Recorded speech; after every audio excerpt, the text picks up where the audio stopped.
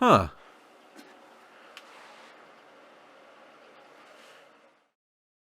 Friends, I ask you, what is the self?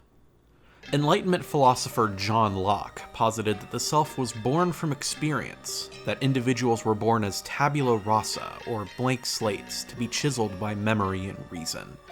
He contended that it was consciousness that truly formed the self, saying in his essay concerning human understanding, "In consciousness alone consists personal identity, i.e. the sameness of rational being, and as far as this consciousness can be extended backwards to any past action or thought, so far reaches the identity of that person. It is the same self now it was then, and it is by the same self with this present one that now reflects on it, that that action was done." Basically what Locke is saying there is that consciousness is what makes an identity, what keeps it consistent after days or weeks or months or years of existence. Locke was what many people call an empiricist, a philosophy that emphasizes empirical evidence over what Locke called an innate idea. An innate idea is something that would, in theory, be knowledge that a human would understand from birth, like a piece of bloatware that comes on a phone or a laptop that you can't get rid of. I don't want to use Bixby, Samsung. Locke rejected that idea. To him, all ideas and knowledge are born from what we sense, what we remember, and what we process. We might not remember where we learned what sweetness smells or tastes like, but it isn't something we knew to begin with. It was something we likely experienced when we were very young. But what then would happen to the self if all those memories were to go away? Would a new self form from the memories and experience after this amnesia-inducing incident? If any thoughts or skills remained, would those be considered innate, as Locke describes? And what then would happen if, after that new experience is formed, those older memories came flooding back? How would that affect one's identity? And what on earth does this have to do with the Mario game on Nintendo Switch?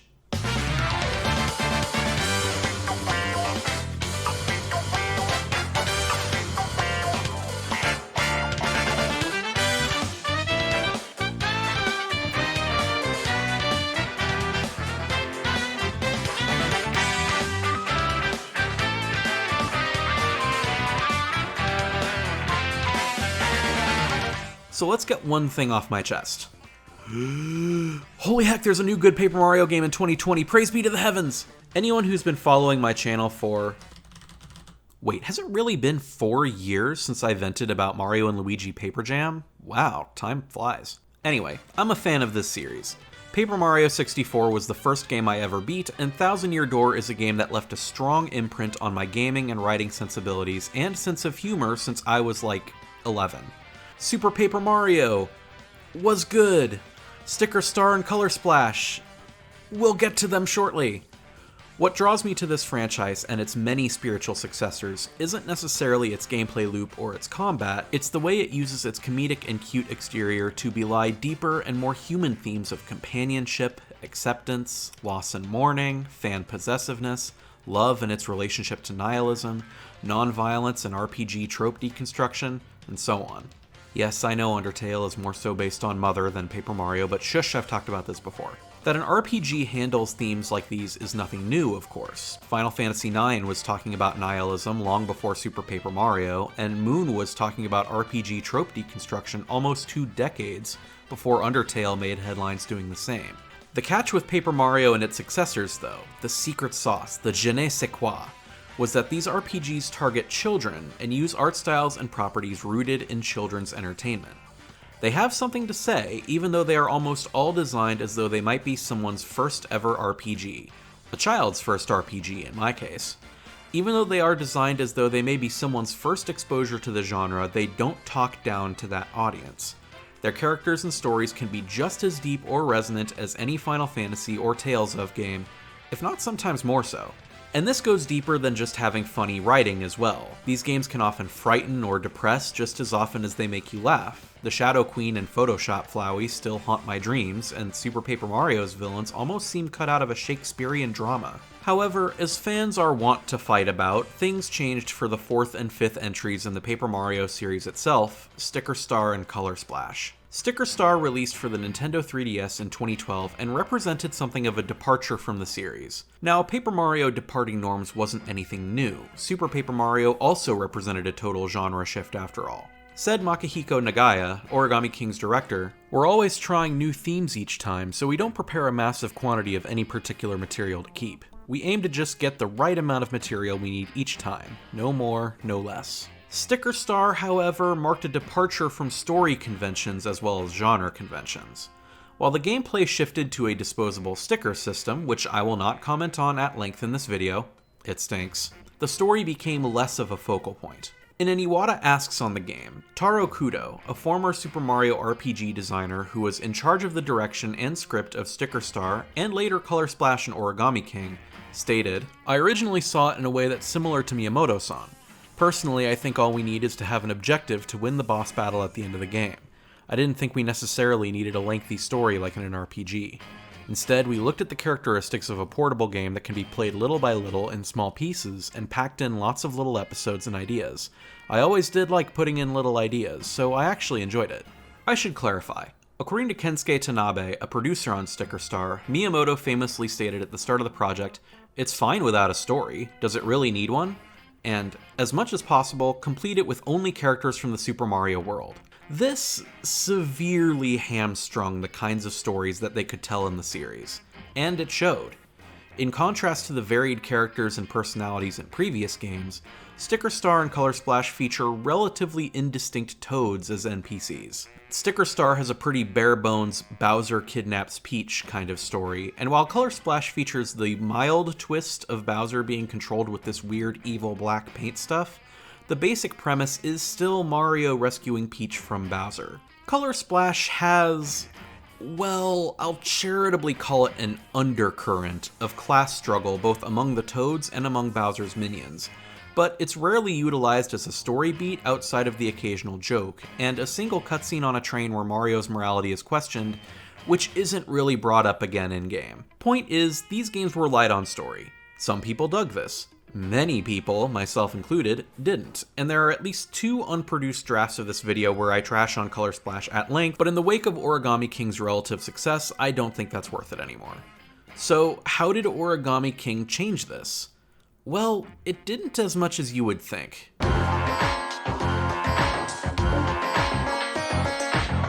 Yeah, all the Toads still look the same. There are a couple named ones like Professor Toad or Captain T-Ode. I thought that was funny, at least. But aside from that, they're still all just normal generic Toads. The game's marketing even leaned in on this. This is a Toad. This is also a Toad.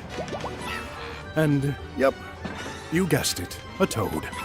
But I guess before I get into why this isn't a bad thing, I should at least contextualize this and explain what Paper Mario the Origami King is actually about. Origami King sees Mario and Luigi attend the Mushroom Kingdom's Origami Festival, only to find that the castle town is deserted. When they visit Peach's castle, they find that she has been indoctrinated into this strange origami-obsessed cult led by the enigmatic King Ollie, who has also indoctrinated a large portion of Bowser's minions. He wraps the castle up in a bunch of giant streamers and transports the castle to the top of a faraway mountain, and Mario must now find the source of each of the 5 streamers and destroy them so he can travel back to the castle, rescue Peach, and put an end to Ollie's schemes. He's joined by Ollie's sister Olivia, who helps Mario with a series of abilities and a puzzle hint here and there, and she generally acts as the Navi of the adventure. Sticker Star and Color Splash had similar characters, Kirsty and Huey respectively, but Olivia has a higher emotional stake in the story, considering that instead of being merely an incarnation of gameplay mechanics like Kirsty and Huey were, she's the antagonist's sister. Ollie has also folded the many Toads of the kingdom into a variety of crumples and origami shapes throughout the land, and Mario can unfold them and return them to normal with a thwack of his hammer. Before I go into specifics, I'll say that one of the overarching themes of the game is a celebration of individual identity. While it doesn't fix the problem of every NPC looking similar, it does use that aspect of New Paper Mario to its storytelling benefit and makes interesting observations about it. This is the case even in the gameplay itself. The antagonist has taken these similar looking NPCs and literally folded them into new forms that look distinct from one another, but are still a part of his collective origami cult. Bowser's minions, at least the ones that haven't been folded anyway, are also present as NPCs, and they're afforded much more personality simply because Mario is not fighting them in this game. The ability to talk with them and learn about their jobs or predicaments does a lot more to humanize them. Color Splash touched on this in like a couple scenes, but Origami King goes all in. Same goes for characters like Bowser, his son, and Kamek. I've never cared more about Kamek and his tired Alfred Pennyworth style persona more than I have in this game. This game also made me care immensely about the father-son bond between Bowser and Bowser Jr. like no other game has since maybe Mario Sunshine, where Bowser Jr., first appeared. Someday, when I'm bigger,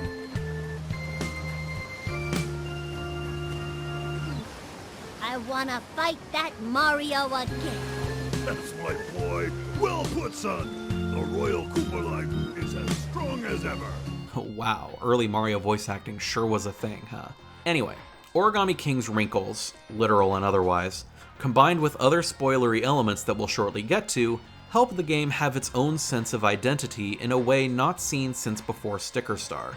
It hasn't changed the fact that the NPCs look the same, but it wrote the story around that fact and had something to say about it. It's here that I'm going to firmly plant the spoiler flag and say that if you want to know more, I think you're better off playing the game and discovering its narrative for yourself. The rest of this video is going to assume you've played the game and reached the end credits. This is your last chance. Go play the game. It's really good. Trust me. Are they gone? Are they gone? Whew, okay. Let's talk about King Ollie as an example. Ollie is not like previous Paper Mario villains like Count Bleck. He does not have twisting, conflicting feelings and emotions. He is a simple villain with a simple motivation, which he plainly states before the final boss fight. The toad who folded me is the whole reason I'm doing this. That fool disrespected the very paper I'm made out of. He scribbled all over it. Now I bear the hideous scar of his negligence and disregard for Origami, and he shall pay.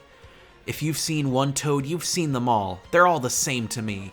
That's why I have to turn them all into blank pieces of scrap paper, so I never have to see a single one of their stupid faces again. Basically, Ollie is prejudiced against toads because one of them, scarred him. He views toads not as individuals that have committed wrongs against him, but as a collective group for him to nurse his own nigh-genocidal hatred against.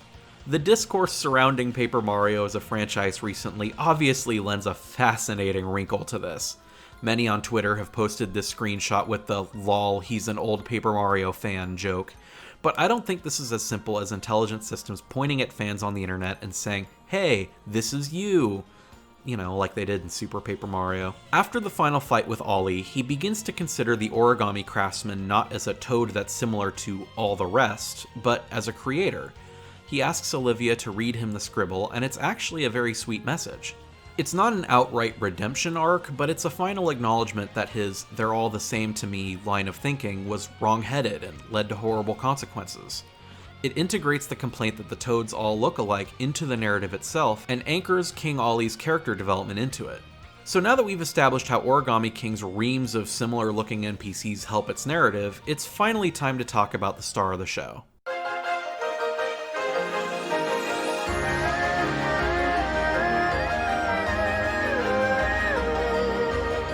Bob-omb, or Bobby as Olivia keeps calling him, is, he's a Bob-omb.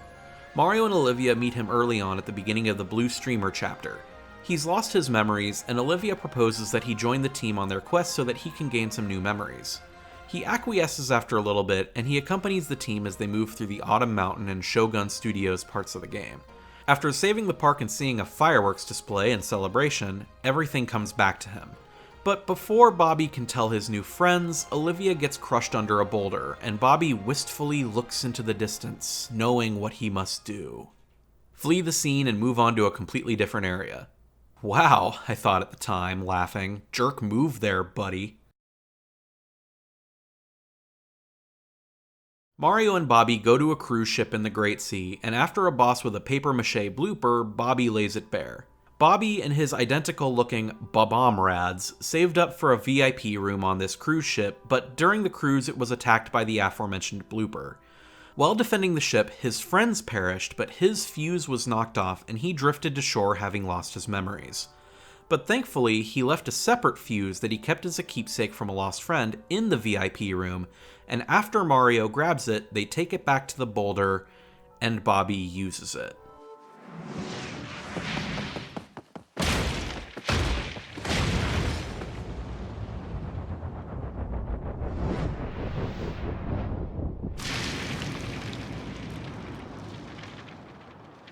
This hurt.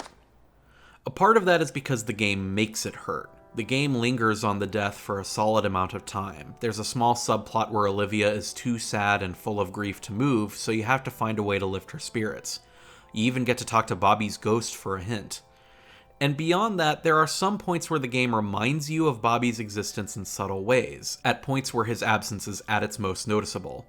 Exploring that cruise ship later with Olivia, for example, gives you a small dialogue exchange where she remarks that this seems like a good spot to make memories, which is an innocent but almost cruel reminder of Bobby's presence earlier. She also makes a pretty insensitive remark before the airship sequence near the endgame. A small platoon of Bob-ombs boards Bowser's airship, and she remarks that they all look like Bobby and that it's good to see him again in a fashion. This is made even more unsettling when you fire them from a cannon and they all make similar sacrifices, and you know what? This is as good a place as any for a segue because the emotional logic of this is kinda making my brain hurt. So you, attentive viewer, may have thought, aha, that's why he brought John Locke up at the beginning of this whole essay. And you're right. I think there's some interesting philosophy to be explored when it comes to Bobby and his individual identity. Origami King, like its two predecessors, takes place in a world where very few characters look distinct. The Mario Brothers, Peach, Bowser and his son, Kamek, the Koopalings, Kirsty, Huey, Olivia, Ollie, Professor Toad, Captain Toad. I think that's it. I guess there's also the Mariachi Shy Guy and the Legion of Stationery. Yeah, I think that's it. Don't quote me on that. Everyone else is either a Toad or an existing Mario enemy. That's just the way this Paper Mario universe is, whether fans complain about it or not. So what is it that separates Bobby from his Bob-omb rads? And what separates those Bob-omb rads from the rest of Bowser's minions? There's a scene I mentioned earlier in Color Splash where a random, indistinct Shy Guy pulls Mario in for a conversation. They say, "Don't you ever wish that you could escape from the hardships of your everyday life? Take us, for example. Out of nowhere, we're ordered to attack the train works, or attack the kitchen. No rhyme or reason. Mario, every obstacle you've experienced has been the result of a hard and thankless week. I hope the guys upstairs realize just how much we actually do. Maybe next time I'll give them a straw and tell them to get to work. I sit here and look out of this window at the evening sky, worn out at the end of every day, wishing that I could just go to some faraway place. But I understand the reality. I'm in Bowser's army for life, so I'll just have to give up on my dreams. Mario, I'll probably be ordered to attack you someday. It'll be bad guy versus good guy. There's no point in lying to ourselves." I'm trying to keep this essay as limited to Origami King as I can, but this conversation in Color Splash shows something important to the discussion. Indistinct as these NPCs may appear, they're still distinct characters, distinct people with distinct consciousnesses. In Locke's view, those consciousnesses may be limited by the fact that they've been in Bowser's army for so long. Maybe they don't get to know the world as much as, say, Mario or Bobby or his companions do. The Bob-ombs in Origami King don't even have distinct names to call their own until Olivia literally invents one out of whole cloth for one of them. But Bobby and his friends are still distinct in this way from Bowser's minions. They're able to save up and go on a cruise. They're able to form new memories. Bobby is even more distinct from this. Even though he loses memories, he still gets to form new ones with Mario and Olivia. Even though he becomes what Locke would call a tabula rasa, he still very quickly finds new sensations and experiences to form his new self off of.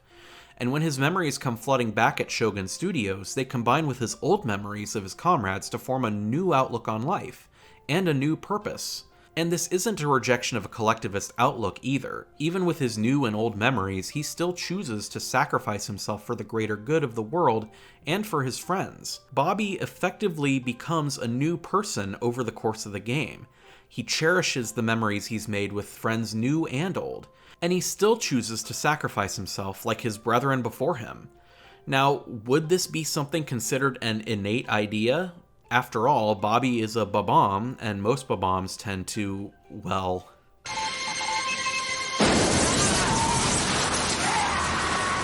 But I suppose that this wouldn't necessarily be an innate idea, per se. After all, the idea only occurs to Bobby after he regains his memories, and those memories include watching his friends sacrifice themselves to try and save the cruise ship.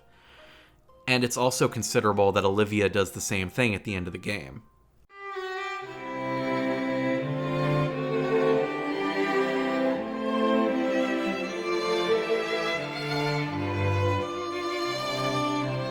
After Ollie's final fight, Olivia makes a final wish to unfold everything that Ollie turned to origami, which technically includes herself. First off, this is a bit more poignant than other moments in previous Paper Mario games where Kirsty and Huey make similar decisions. Olivia doesn't call attention to her sacrifice. She doesn't have a final soliloquy.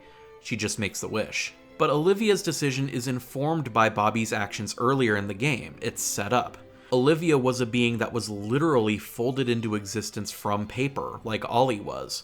Both she and her brother are literal tabula rasa, blank slates of paper folded into being. But unlike Ollie, who acted out of rage and prejudice and folded other characters into his cult without first asking questions, Olivia traveled with Mario and did a bunch of things. She got to meet a lot of characters, she got to offer advice, she even got to sing at one point. She got to make a friend and then grieve when that friend made the ultimate sacrifice. She got to laugh and cry and sympathize and empathize.